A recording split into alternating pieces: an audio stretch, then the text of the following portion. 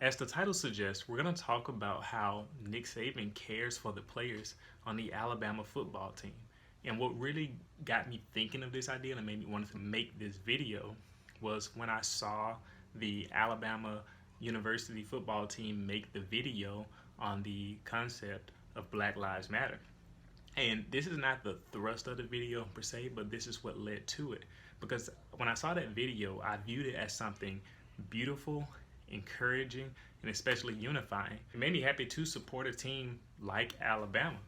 And Nick Saban's participation in the video here really reinforces that he cares about his players in a lot of ways, because it shows that he cares about what his players care about. He sees them in their human element, knowing that they're more than just football players. They're not just a source of entertainment. They're not just a paycheck for him. And I believe that's a valid thing to interpret from here, because it's in his history, actually.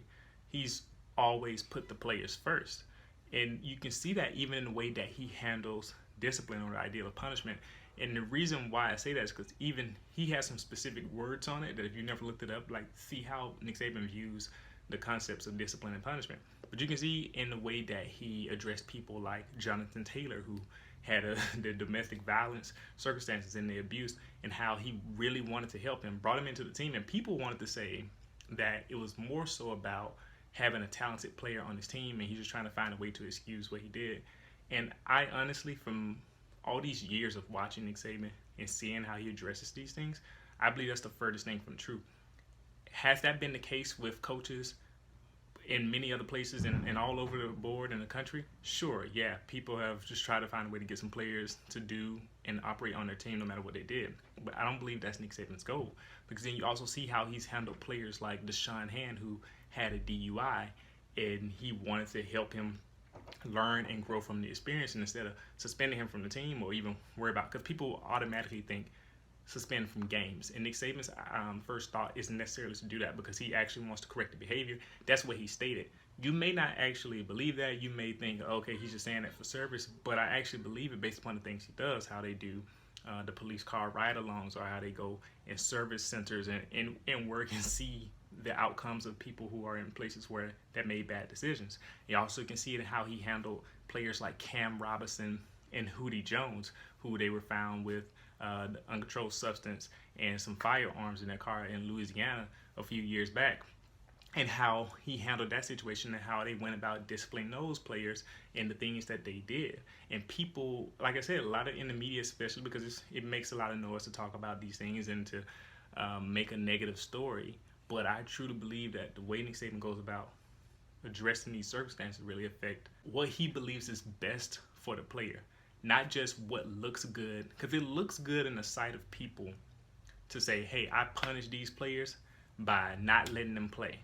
The thing is, because here's the question that got to come up, by not letting them play, did you actually teach them something? Did they learn from the behavior? Are they going to become more disciplined as a result? I think we are used to this idea that some big negative punishment or taking away of something will lead to corrective behavior. While that can be the case in some cases, that's not always the case, and not everybody responds to that in the same way. And so why don't we have a more holistic and full view of how we should treat players and how we should do discipline, which I believe is what Nick Saban is getting at here. Because then you look at how he handled Musa Muhammad when he was at Michigan State. Muhammad got into legal trouble at Michigan State. Nick Saban and the squad let him come back on. He ended up graduating from Michigan State, played 15 years in the NFL, and now he owns a company. And Nick Saban always said, he said, what if we didn't let him come back? Where would he have ended up?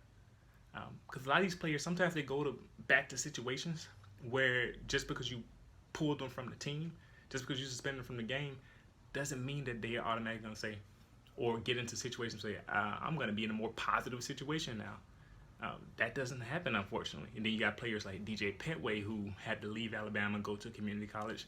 Nick Saban and the staff let him come back. He had a successful stint at Alabama, and then he went on to the NFL, and presumably he's still doing well right now. And Nick Saban asks the question, where do you want them to be? Where do you want the players to be? Do you want them to be out there on the street if that's what they have to go back to, or be in a negative situation.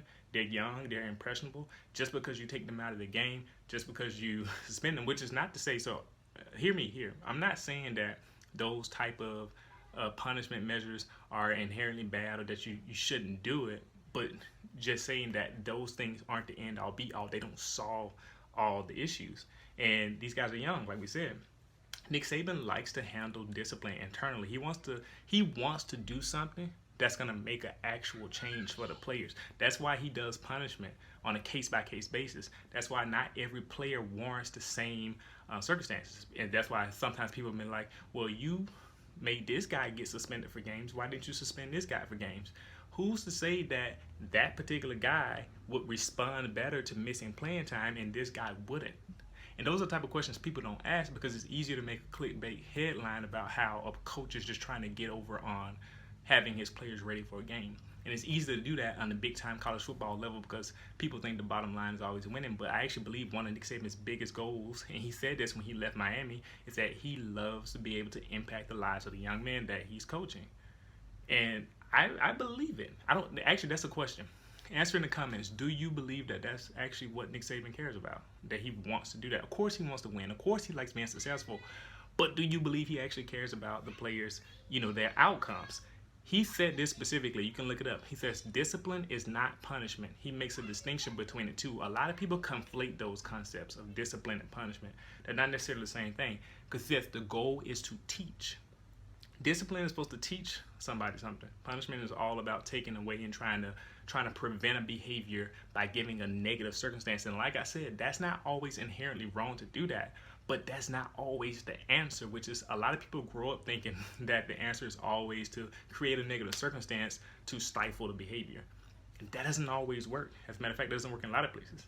Our prison system could learn something from Nick Saban. We need prison reform, just in general. But we could learn from the idea that maybe the goal is that if we're actually going to be what's called a rehabilitation or corrections, that we actually have to do something that teach people to do better, not treat them like animals inside of a cell. But that's another discussion. And so this idea of rehabilitation versus punishment, I think that's been Nick Saban's MO for a long time. And honestly, like I said, it doesn't always work, but that's okay. It doesn't always work. Some players, they might try to take advantage of it. Or some players is like, hey, we did what we could. We tried to do all these great things. Like Jonathan Taylor. Jonathan Taylor was an example of Nick Saban tried to do all they could to get this player to do right, and it just didn't work out in his circumstance, and they had to let him go. Because each person is different.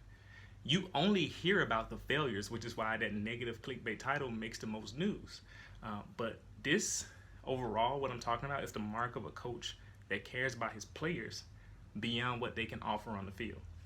I love that. Saban made this statement because he truly cares for the lives of his players, in my opinion. I really do believe he does that. And affirming the humanity of Black lives is not a political statement. Let's not buy into this narrative that it is, because we're talking about an issue of humanity. Honestly, that's all I have to say. Thank you for listening if you made it this far. But that's really the goal of this video. I really want to see things change. If you want to see more content of mine, you can check out the video to the left and the right here on the screen. One of them lets you know what YouTube thinks you might be most likely to watch based upon your preferences, and one of them is the last video that I made. I would love to see you next time. Thank you for watching.